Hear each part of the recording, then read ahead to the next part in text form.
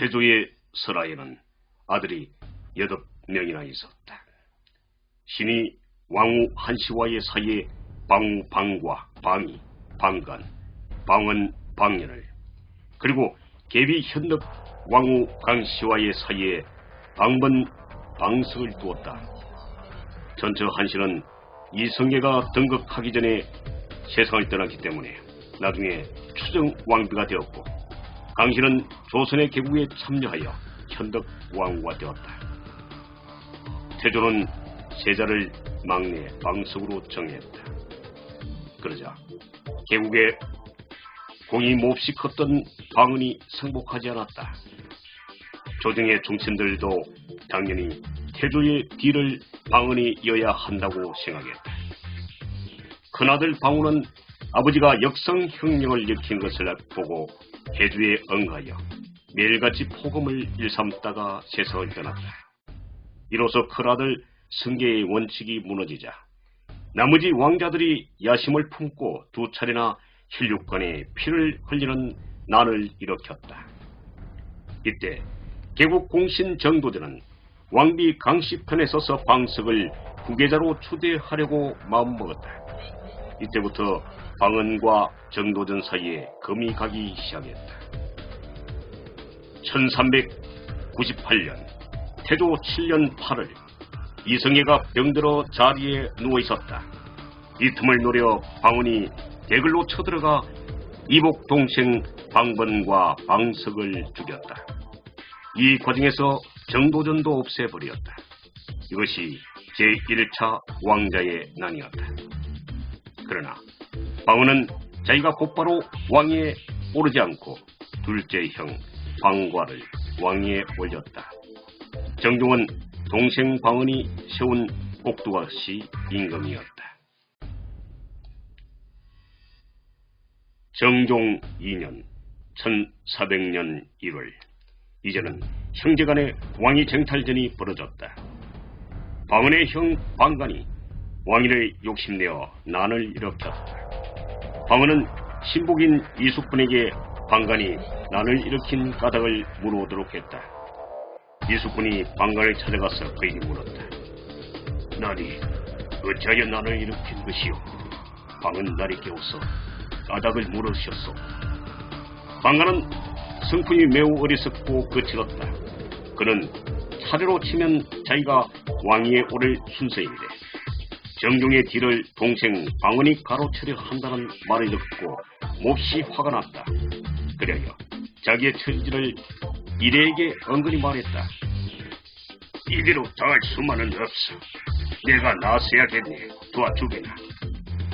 이래는 몹시 황당했다. 그가 고무부이기는 하지만 그가 용상을 넘보는 모습이 몹시 가소로웠다. 이래는 도와주겠다고 약속하고 스승 우현부에게 이 사실을 알렸다. 방간 왕자가 금음날 난을 일으키려 합니다. 그러니 어찌하면 좋겠습니까? 우현부는 곧장 아들 흥부를 불렀다. 얘야, 얼른 가서 방은 왕자에게 이 일을 알려라. 방은은 흥부의 말을 전해 듣고 신복인 하루, 이무 등을 불려 그에 대한 대책을 논의했다. 아직 저쪽에서 뚜렷한 움직임이 보이지 않으니 미리 공격할 것은 없습니다. 하륜이 말했다. 그렇습니다. 방간 왕자의 동태를 주시하면서 이에 따라 대책을 마련하는 것이 좋을 듯합니다. 이무도 하륜의 의견에 찬성했다.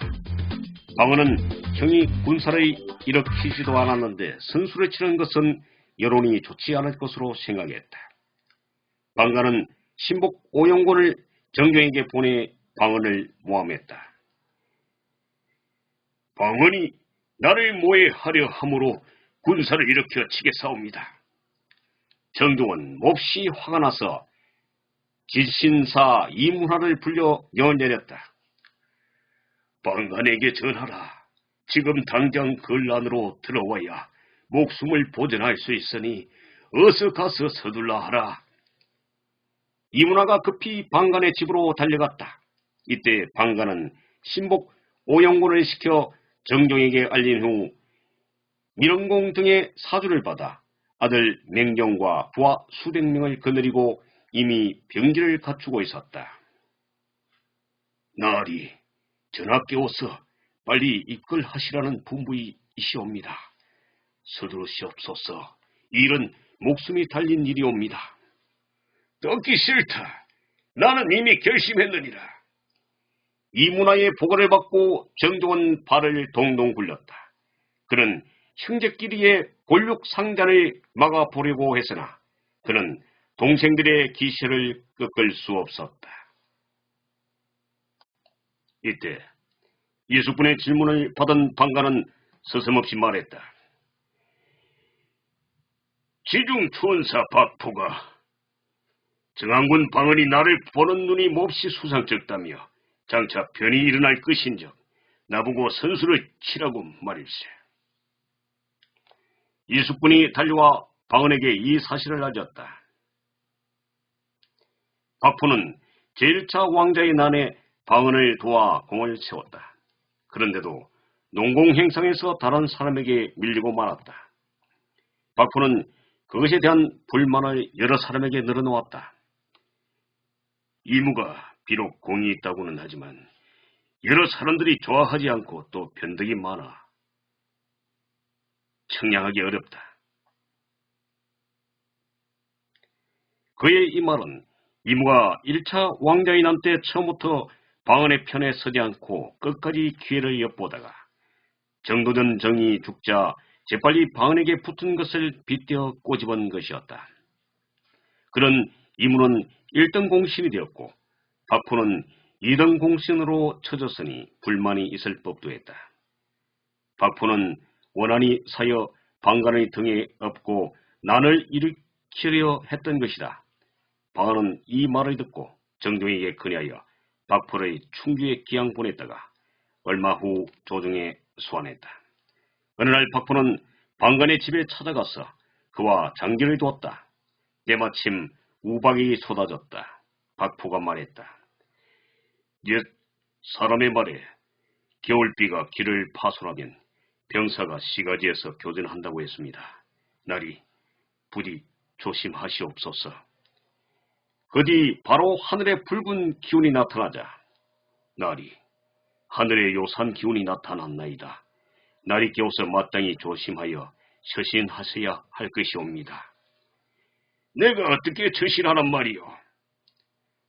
군사를 맞지 말고 밖에 드나들기를 삼가며 어간을 정돈하고 행동을 신중히 하여 마치 고려조 자손인 여러 왕씨들이 행동하는 것처럼 하는 것이 상책이옵니다. 나는 그리는 못하겠소. 다음 방책을 말해보. 형만지대에 도망가던 태백과 중홍과 같이 하는 것이 다음 방책입니다. 그것은 주나라의 고사가니요. 그렇습니다. 주나라 태왕은 아들 셋을 두었다. 태왕은 그중 막내 아들인 문왕의 아버지인 왕계에게 왕위를 전할 뜻이 있었으므로 이때 두 형인 태백과 중홍이 형만으로 도피했다. 박포가 이 고사를 인용한 것이다. 그 다음을 말해보. 정한군의 군사는 매우 강하며 그리고 주위에 많은 무리가 있습니다. 하오나 나리의 군사는 약하며 위태함이 마치 아침 이슬과 같습니다. 마땅히 선수를 쳐서 쳐부숴야 할 것입니다. 그의 말을 듣고 방관은 바삭 구미가 당겼다. 그럼 나를 도와주시겠소? 힘껏 도와 나리를 용상에 앉혀드리겠습니다. 방관은 이제 천군만마를 얻은 것 같았다. 그는 동생 방언을 집에 불러 해치우려고 했다. 그러나 방언은 이미 항구를 통해 형의 업무 사실을 잘 알고 있었으므로 병을 핑계로 가지 않았다. 이제 방관은 군사를 일으키지 않을 수 없었다. 방언은 이숙분의 보고를 받고 방관과의 싸움을 피할 수 없다고 생각했다. 방관이 군사를 일으켰다는 소문이 순식간에 퍼졌다. 이하와 이천우가 곧장 방은의 집으로 달려왔다. 이화는 태조의 이복 동생이요, 이천호는 태조의 형 이영계의 아들이었다. 그들이 방은의 편에 선 것이다. 승부는 이미 결정되어 있었다. 그들을 보고 방은이 눈물을 흘리며 말했다. 숙부님, 혈육길이 무슨 꼴입니까? 방간의 엄엄한 마음이 지금 극한에 이르렀네. 자네는 어찌 종사의 대계를 돌아보지 않으려는가? 이화가 말했다. 제가 무슨 낯으로 밖에 나간단 말씀이요. 이천우가 방은을 끌어당겨 마루로 데리고 나와 이화와 더불어 그에게 갑옷을 입혀 마리에 앉혔다. 그리고 곧장 사람을 정종에게 보냈다. 전하, 사태가 매우 위급하옵니다. 신이 수습하게 사오니 걸문을 굳게 닫고 비상사태에 대비하시옵소서. 마침내 방언이 출전을 명했다. 개국공신 가운데 박포와 장사일만이 방간을 따랐고 나머지는 모두 방언을 따랐다. 이숙군이 선봉이 되고 였고 개경 시가지에서 형제 사이에 싸움이 벌어졌다. 이때 백성들은 이시 형제를 비웃었다. 멀쩡한 왕실을 무너뜨리고 새 나라를 세우더니 꼴 좋다. 저희들끼리 서로 잘났다고 사고 있구나. 일은 인과응보가 아니고 무엇이겠는가. 개국 초부터 왕자들의 왕권 다툼이라니 이성계가 집안 하나 다스리지 못하면서 무슨 놈의 나라를 다스리겠는가. 방간의 아들 맹종은 명궁이었다. 할아버지 이성계를 닮아 할솜씨를 당할 자가 없었다. 그러나 이날은 몸이 좋지 않아 활을 쏘는 족족 빗나갔다. 마침내 방간의 군사가 무너졌다. 방은은 혼전 속에 형 방간이 살해될까봐 진종을 돌며 외쳤다. 그는 동생이 형을 죽였다는 소문만은 피하고 싶었다. 내 형을 해치지 말라. 각별히 주의하라. 방간은 방은의 군사들에게 밀려 승경간 뒷마을로 도망쳐 무기를 버리고 숨어 버렸다. 방은의 군사가 뒤쫓아가서 방간을 찾아 붙잡았다. 나는 박포에게 쏘았다. 방간은 이렇게 외치고 탄식했다. 이날 박포는 출전하지도 않았다. 방간이 박포의 깸에 넘어가 승산이 없는 난을 일으켰던 것이다. 이승계는 방간이 난을 일으켰다는 소식을 듣고 소같이 우직한 놈이 어찌하여 이 지경이 되었단 말이냐. 몹시 부끄러워 얼굴을 드지 못하겠다. 장안의 명문세가에서 우리 집안을 어찌 보겠느냐. 나는 자식 농사를 끌어쳤다. 정종은 아우 방간을 죽이지 않고 토산으로 기양을 보냈다. 그리고 박포도 기양 보냈다가 곧 죽였다. 두 분의 왕자의 난에서 방언의 부인 민씨 부인의 활약이 두드러졌다. 방석의 난 때에 민씨는 방언이 있는 곳으로 가서 일이 잘못되면 함께 죽으려고 갑옷을 입고 말을 타고 달려가려고 했다. 이때 방언의 군사들이 말렸으나 막무가내였다. 집을 막 출발하려는데 하인 소군이 달려왔다. 마님, 난을 평정했습니다. 이것을 보시옵소서. 그것이 무엇이냐? 이것은 죽은 정도전의 갓과 칼이옵니다. 오, 나리께서 승리를 했단 말이냐? 그렇습니다. 소인이 전리품을 거두어 한달음에 달려왔습니다. 그제야 안심하고 민씨는 입었던 갑옷을 다시 벗고 평상으로 돌아갔다. 방간의 난때였다. 방은의 신복 목인애가 탄 말이 홀로 집으로 돌아왔다. 그 말은 방은의 집에서 기르던 말이었다. 말은 다리에 화살을 맞아 절뚝거렸다. 이때 민씨는 억장이 무너져 내렸다. 대군께서 사움에 패했구나. 이를 어찌할꼬. 나도 전장에 나가 나리와 함께 죽겠다. 민실은 갑옷을 챙겨 입고 곧장 달려나갔다. 이때 계집종이 말렸으나 듣지 않았다. 잠시 후 이웃집 노인이 방언이 이겼다는 소문을 듣고 달려와 계집종에게 이 사실을 알렸다. 계집종이 달려가 민씨에게 이 사실을 알렸다. 그제야 민씨는 집으로 돌아와 갑옷을 벗었다.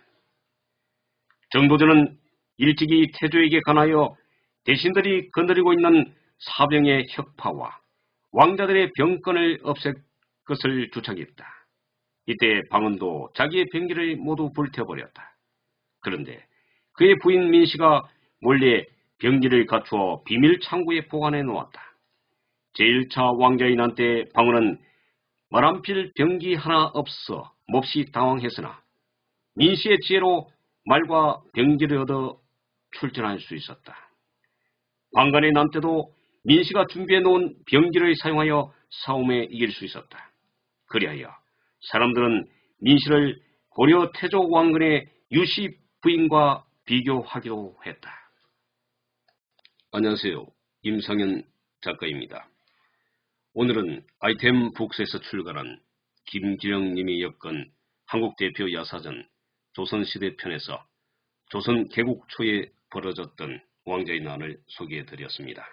앞으로 시간이 허락되면 재밌고 유익한 역사 사건을 소개해드리는 시간을 가져볼까 합니다. 많은 성원을 부탁드립니다.